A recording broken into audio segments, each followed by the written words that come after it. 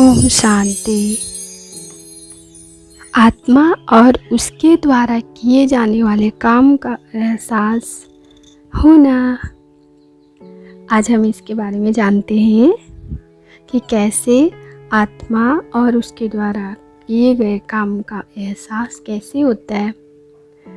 क्या आपको कभी अपने अतीत पर आश्चर्य हुआ है या कभी आपको ये विश्वास हुआ है कि जीवन शाश्वत है, या दूसरे शब्दों में कहे तो जीवन सिर्फ एक जन्म की ही सच्चाई नहीं है।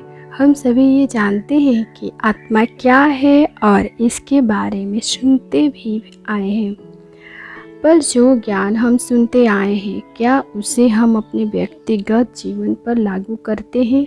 हम अपनी फिजिकल बॉडी द्वारा जो भी कार्य करते हैं वह दरअसल स्पिरिचुअल एनर्जी यानी कि आत्मा द्वारा किए जाते हैं।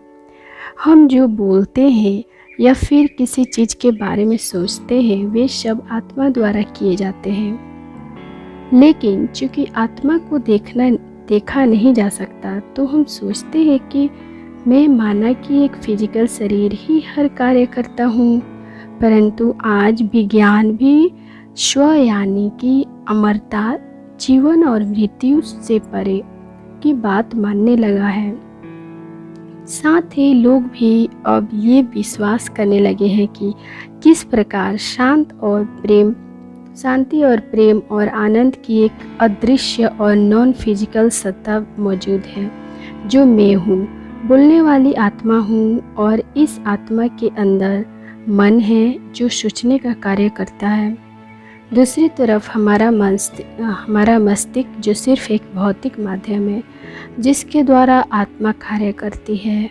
यह एक ऐसा माध्यम है जिससे हमारे मन में चलने वाली पूरी विचार प्रणाली के अनुरूप केमिकल और इलेक्ट्रिकल गतिविधियाँ होती रहती है। हमारे मन में चलने वाले थॉट प्रोसेस नॉन फिजिकल है, जबकि इसके द्वारा हमारे ब्रेन में होने वाली केमिकल और इलेक्ट्रिकल गतिविधियाँ फिजिकल है। क्या आप जानते हैं कि जब भी आपके दिमाग में कोई विचार उत्पन्न होता है तो आपका ब्रेन उस विशेष विचार के अकॉर्डिंग कमज़ोर लेकिन स्पष्ट इलेक्ट्रिकल सिग्नल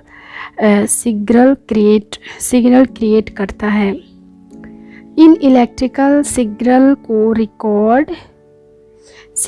रिकॉर्ड करना और समझने के प्रोसेस को ही EEG इलेक्ट्रोएन्सेफलोग्राफी कहा जाता है, जिससे हमारे मन में चलने वाले थॉट प्रोसेस का पता चलता है कि ये हृदय की इलेक्ट्रिकल एक्टिविटी को रिकॉर्ड करने की इलेक्ट्रोकार्डियोग्राफी प्रोसेस के समान है।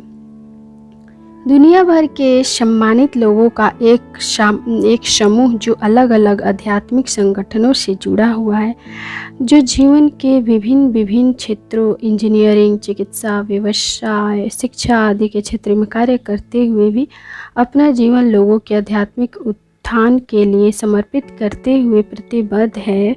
वे आध्यात्मिक सेवा के साथ साथ अपने अपने क्षेत्र में भी सेवाएं कर रहे हैं। अलग अलग बैकग्राउंड के इन सभी लोगों ने पहचाना और अनुभव किया कि आत्मा यानी कि एक आध्यात्मिक चेतना या एनर्जी है जो इसके भौतिक शरीर को चला रही है, और ये ही अध्यात्म का मूलभूत सिद्धांत है। साथ ही इस दुनिया में कुछ ऐसे लोग भी हैं जिन्होंने खुद को भौतिक शरीर और मस्तिष्क से अलग अनुभव किया है, और इसके अलावा उन्होंने अपनी नियर डेथ के अनुभव और आउट बॉडी अनुभव को भी जिया है।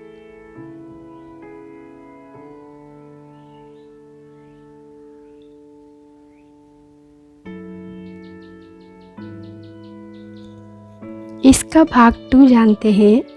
आत्मा एक नॉन फिजिकल एनर्जी है जो कि शरीर को ठीक उसी तरह से चलाती है जिस तरह से इलेक्ट्रिक एनर्जी से टीवी चलता है, क्योंकि बिना इलेक्ट्रिक एनर्जी के टीवी जो एक कॉम्प्लेक्स मशीन हो जाता है, चाहे वो बॉडी हो या छोटी हो, अपने सभी पार्ट के होते हुए भी हमें दुनिया भर की इमेजेस नहीं दिखा सकती है और ना ही हमें दुनिया भर की घटनाओं की जानकारी दे सकती है।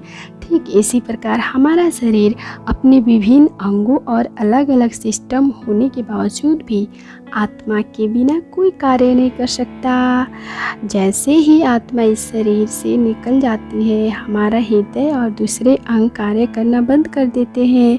यहाँ तक कि हमारा मस्तिष्क भी कार्य करना बंद कर देते हैं, क्योंकि आत्मा ही इस शरीर को चलाने वाली मुख्य प्रेरक शक्ति है। आत्मा हमारे शरीर के ब्रेन के पार्ट्स हाइपोथैलेमस और पिट्यूटरी ग्लैंड के पास स्थित होती है। ये मस्तिष्क के द्वारा हमारा पांचों सेंस ऑर्गन आँख, नाक, कान, जीभ और हाथों को नर्वस और हार्मोनल सिस्टम के माध्यम से नियंत्रित करती है। हमारा मस्तिष्क आत्मा और शरीर के विभिन्न हिस्सों के बीच एक ब्रिज का काम करता है।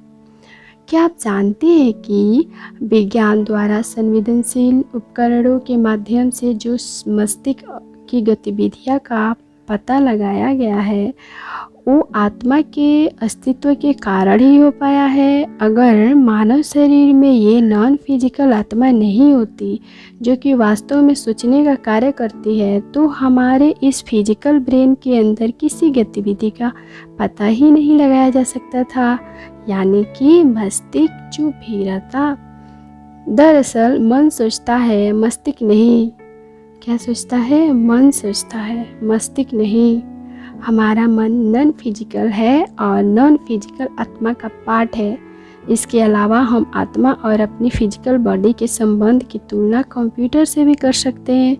हमारा ब्रेन कंप्यूटर के सीपीयू या सेंट्रल प्रोसेसिंग यूनिट की तरह है, जबकि आत्मा कंप्यूटर के प्रोग्राम की तरह कार्य करती है। मस्तिष्क आत्मा से प्राप्त सभी थॉट, शब्द और एक्शन को शरीर के माध्यम से व्यक्त करता है। हमारा शरीर कंप्यूटर और मॉनिटर की तरह है, जो मस्तिष्क द्वारा प्रोसेस की गई चीज़ों का फाइनल स्वरूप दिखाता है। जो भी हम सोचते हैं वे सिग्नल नॉन फिजिकल एंटिटी यानी कि आत्मा द्वारा हमारे ब्रेन को भेजे जाते हैं।